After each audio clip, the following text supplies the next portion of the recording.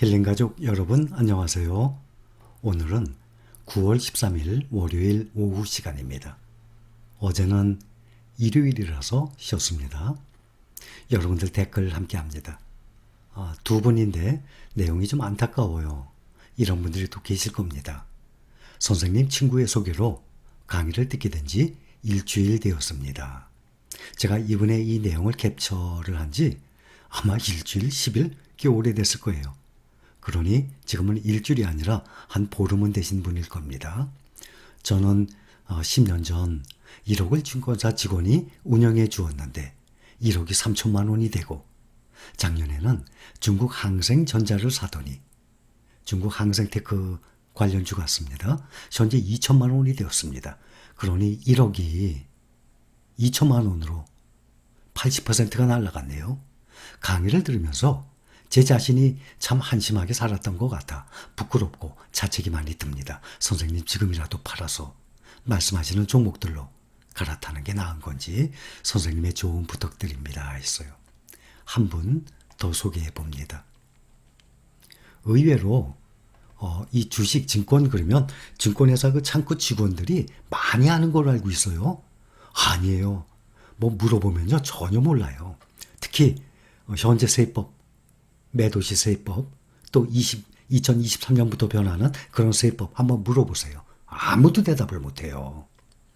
힐생님 고맙습니다. 저도 펀드에 10년 동안 넣어둔 500만 원이 630만 원밖에 안 되어서 찾아서 처음으로 타이거 차이나 전기차를 샀습니다. 감사합니다 하셨어요. 500만 원이 630만 원 됐으면 오히려 이분은 괜찮네요. 먼저 소개해드린 분은 1억이 2천만 원 냈잖아요. 5분의 1을 쪼그라들었어요. 보통 10년이면 나스닥 기준 6배죠. S&P 500 기준 3배나 상승을 해요. 그거에 비하면 상당히 적게 올랐지만 그래도 마이너스 안 됐으니 그나마 다행입니다. 여러분들 보면 전에도 말씀드렸잖아요. 남한테 절대 맡기지 마세요. 펀드도 마찬가지예요. 펀드에 그냥 매달 50만 원, 100만 원 그냥 넣기만 하면 펀드 매니저가 알아서 사고 팔고 합니다. 그런 거 하지 마시래도요. 또 얼마 전에 댓글 한번 봤는데 어떤 분이 우리 힐링 가족분들 모아가는 이 종목들 창구에서 얘기했더니 위험하다고. 물어보세요. 그러면 그런 사람들이 어떤 거 추천하나. 뭐 레버리지 추천하고 인버스 추천하고 국내 추종 주식들 추천하고 그래요. 위험하다니. S&P 500, 나스닥 100 이것이 위험하면 전 세계의 모든 종목들 다 위험합니다. 세상에서 가장 안전한 그 종목, 개별 종목이죠. 또 수천 개의 ETF 종목들이죠. 그 많은 종목 중에 가장 안전한 종목이 S&P 500 ETF예요. 그 다음이 나스닥 100 ETF인데 그걸 위험하다 그러면 증권회사 직원이 얼마나 무지한 것인지 본인이 그걸 증명하는 겁니다.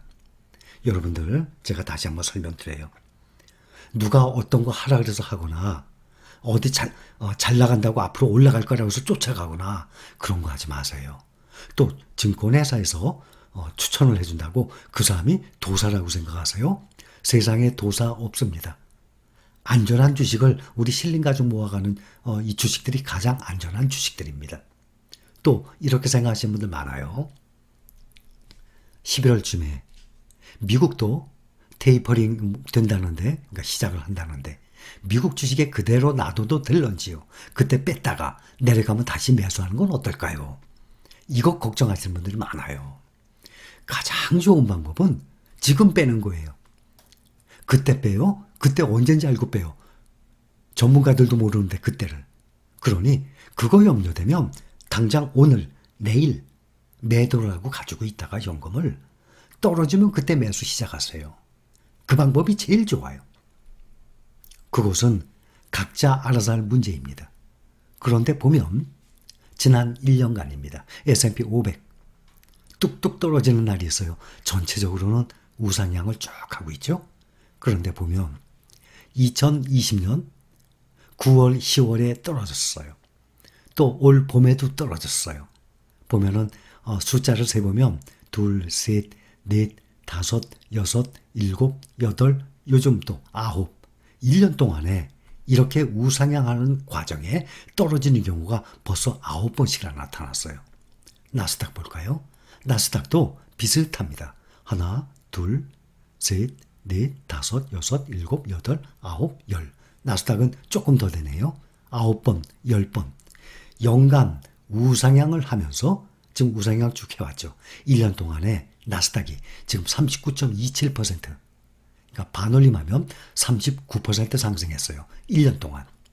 또 S&P 500 같은 경우는 33.45, 33% 상승을 했어요. 1년 동안. 그런 과정에 이렇게 9번, 10번씩이나 떨어지는 경우가 계속 있어요.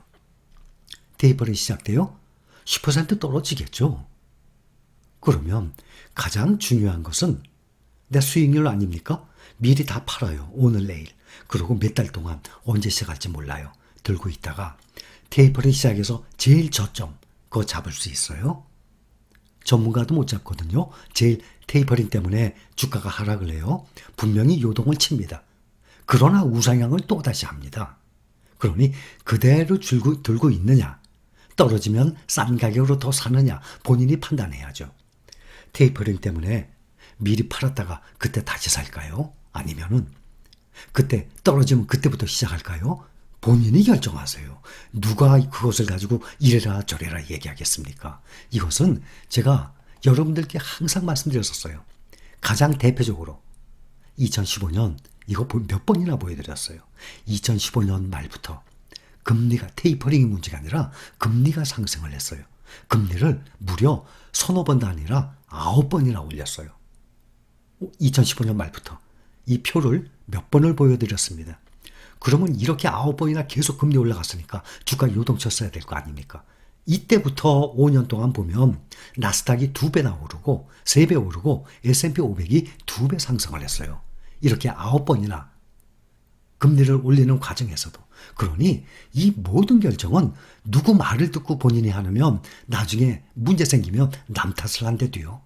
본인이 결정하세요. 그 방법이 가장 좋습니다. 자, 한 번 더. 하지만 해외 지수 추종 ETF는 세금이 많잖아요. 하면서 우는 표시하셨어요. 세금 더 많죠. 국내 지수에 투자하는 것보다. 이것도 제가 수없이 말씀을 드려요. 입이 아파요. 국내는 그러니까 뭐 내년 말까지가 아니에요. 이제 후년부터 시작이죠. 다들 나중에 파실 분들이니까. 국내는 수익이 나면 5천만 원까지 공제해줘요. 또 국내 상장된 해외 추종 ETF나 미국에 직접 투자하는 건 똑같이 250만 원만 인정을 해줘요. 나머지는 22% 세금이에요. 그러면은 세금 보면은 국내에 투자하는 게 더 유리하잖아요. 5천만 원씩이나 공제해 주니까. 그런데 수익률을 보면 250만 원만 공제하고도 22% 세금을 빼도 국내 지수에 투자하는 거에 2배, 3배, 4배 수익이 나요. 그래서 미국 추종 ETF에 투자를 하는 것입니다. 여러분 세금 조금 내고 싶어요? 그러면 100만 원만 벌면 22% 아니라 계산하기 쉽게 20%만 말씀드립니다. 100만 원 벌면 그냥 20만 원만 세금 내요. 그리고 80만 원 벌어요. 또 1000만 원 벌고 200만 원 세금 내요. 그러면 20만 원 세금에 10배 내죠? 200만 원. 20만 원 세금 내는 사람보다 200만 원 세금 내면 10배 세금 냈잖아요. 대신 20만 원 세금 낸 사람은 80만 원 벌고 200만 원 세금 낸 사람은 800만 원 벌어요. 그러니 80만 원 버시겠습니까? 800만 원 버시겠습니까? 세금 걱정을 하는 사람들이 많아요. 제발 우리 신랑 가족 여러분들은 세금 많이 내는 사람, 많이 내는 사람들이 됐으면 좋겠어요. 비례적으로 세금 많이 내면 그만큼 많이 벌었다는 얘기 아니에요. 그래서 세금 때문에 국내에 투자한다. 이거 완전히 바보 같은 행동입니다. 어리석은 생각입니다. 계산을 본인이 해보세요. 아니면 3년 동안 본인이 직접 해보세요. 5천만 원만 공제해준데 국내 지수에 투자해보세요. 3년. 그런데 250만 원만 공제한대요. 그러면 해외 추종 아니면 미국에 직접 투자해보세요. 3년 후에 수익률이 세금 빼고 수익 금액이 얼마나 차이가 나는지 본인이 직접 확인해 보시기 바랍니다. 여기까지입니다. 감사합니다.